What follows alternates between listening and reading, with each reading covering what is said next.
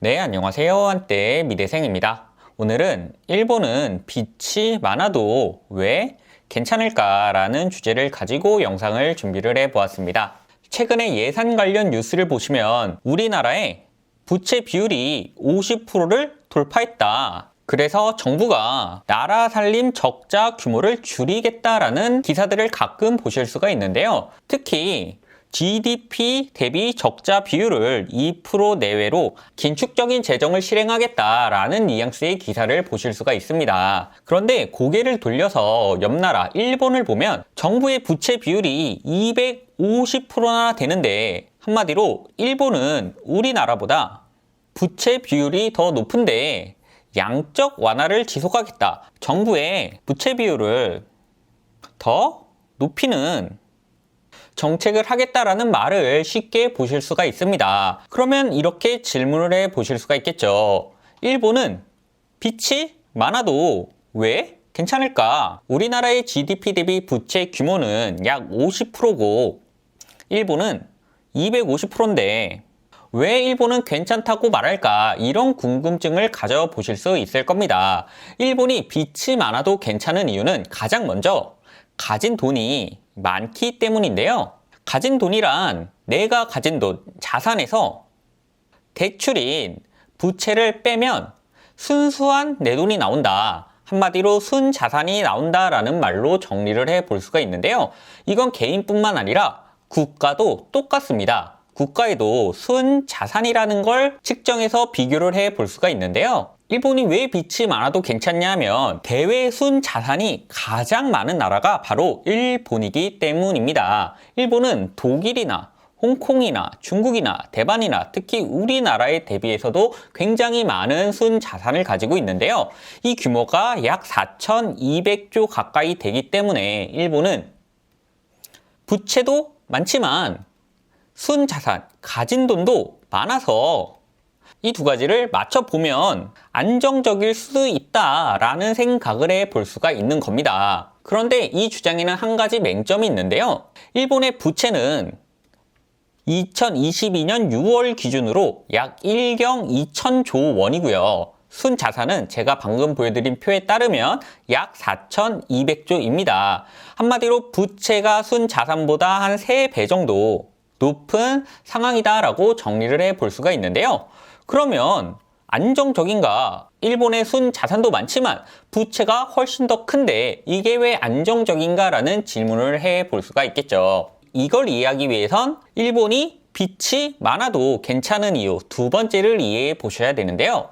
일본이 빚이 많아도 괜찮은 이유 두 번째는 기업이 돈을 잘 벌고 있기 때문에 안정적이다라고 말씀을 드릴 수가 있습니다. 우리나라에서는 일본의 경제 상황을 굉장히 비관적으로 제시하는 기사들이 많은데요. 자동차 분야 관련해서 일본이 안 좋아지고 있다라든지 가전이나 반도체 부분에서 일본의 상황이 안 좋아지고 있다라는 논조의 기사들을 많이 접하시게 될 겁니다. 그러면 정말로 일본 산업이 몰락하고 있을까? 라는 질문에 대한 저의 답은요. 그렇지는 않다. 자동차 세계 1위는 일본 기업 토요타고요. 산업용 로봇 세계 1위는 일본 기업 화낙입니다. 머신 비전 시스템 분야, 특히 센서 분야에서는 세계 1위가 키엔스라는 일본 기업인데요.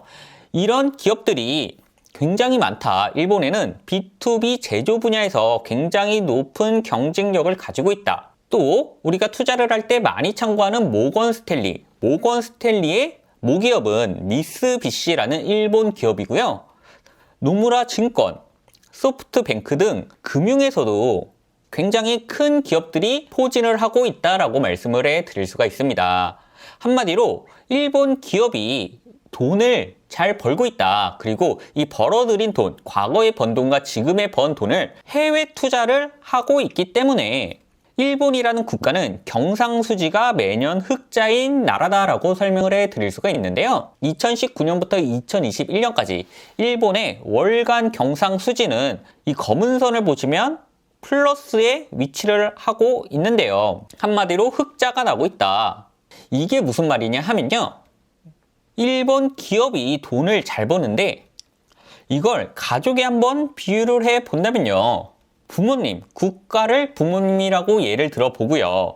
부모님은 적자를 보고 있는데, 부모님의 경제 환경은 적자를 보고 있는데, 자식 비유해보자면 기업은 흑자를 내고 있어서 가족이라는 전체 구성원, 국가와 기업은 안정적이지 않냐라는 질문을 해볼 수가 있는 거죠. 국가가 빚이 많은데 기업이 흑자를 내면 위기 시에도 어느 정도 내성을 가질 수 있는 경쟁력을 갖추고 있다. 이렇게 외부에서 판단할 수 있는 근거가 되고 있다라고 말씀을 해드릴 수가 있습니다. 그런데 이런 주장에도 조금씩 틈이 생기고 있는 거는요. 국가는 부채 규모가 지속적으로 증가하고 있는데 일본의 기업은 성장세가 정체되고 있어서 국가와 기업이 합친 가정이 안정적인가? 라는 질문에 무조건 긍정으로 답할 수가 없겠죠. 그래서 마지막 요인, 일본이 빚이 많아도 괜찮은 마지막 요인이 꼭 필요한데요. 일본이 빚이 많아도 괜찮은 마지막 이유는 외환 위기가 일어날 가능성이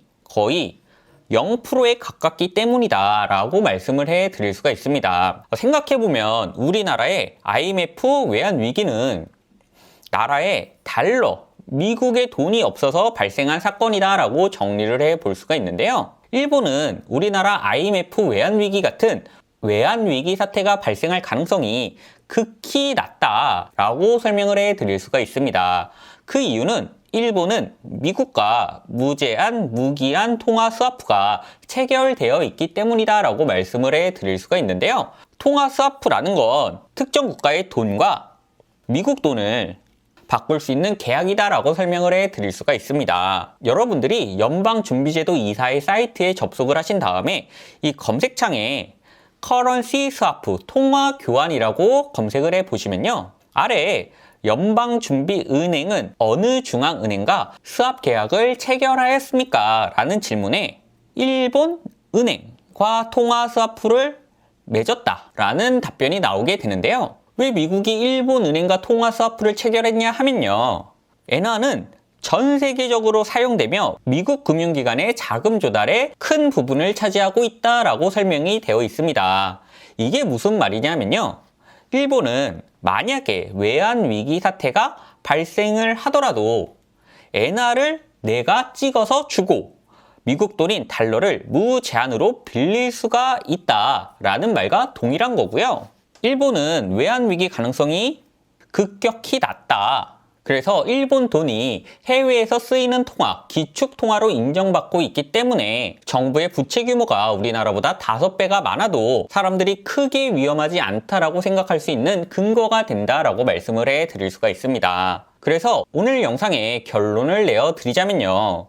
일본은 왜 빚이 많아도 괜찮은가? 라는 질문에 대한 답변을 드리자면 첫 번째로는 가진 돈이 많다. 일본이 가지고 있는 순자산이 많다라는 답변을 드릴 수가 있고요. 두 번째로는 일본 기업이 돈을 잘 번다. 경상수지가 흑자다.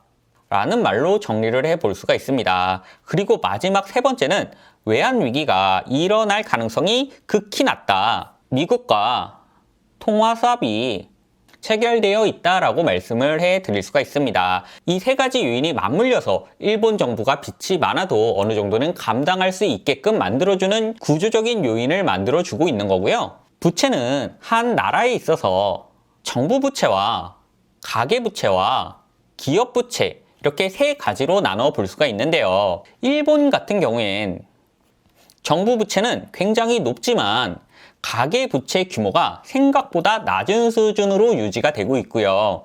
기업 부채 또한 중간 정도를 유지하고 있다. 그래서 엄청나게 큰 정부 부채를 가지고 있지만 가계 부채가 낮기 때문에 어느 정도 그 위험성을 상쇄해 줄 수 있다라는 논리가 적용이 되고 있습니다. 반면에 우리나라 같은 경우에는 정부 부채는 상대적으로 낮지만 이 가계 부채가 너무 높아서 정부 부채는 낮지만 위험하다. 가계부채로 인해서 정부 부채를 큰 폭으로 키울 수 없다. 라는 의견이 있는 거고요. 물론 기업 부채는 우리나라도 한 중간 정도 규모지만 우리나라의 정부 부채 규모를 일본과 1대1로 비교하기엔 굉장히 큰 무리가 있다라고 말씀을 해드릴 수가 있습니다. 오늘 제 영상이 일본의 정부 부채 규모와 우리나라의 정부 부채 규모를 왜 1대1로 직접 비교하면 안 되는지 이해하시는데 조금이나마 도움이 되어 드렸으면 좋겠고요. 저는 다음에 조금 더 유용한 콘텐츠로 찾아뵐 수 있도록 하겠습니다. 감사합니다. 한때의 미대생이었습니다.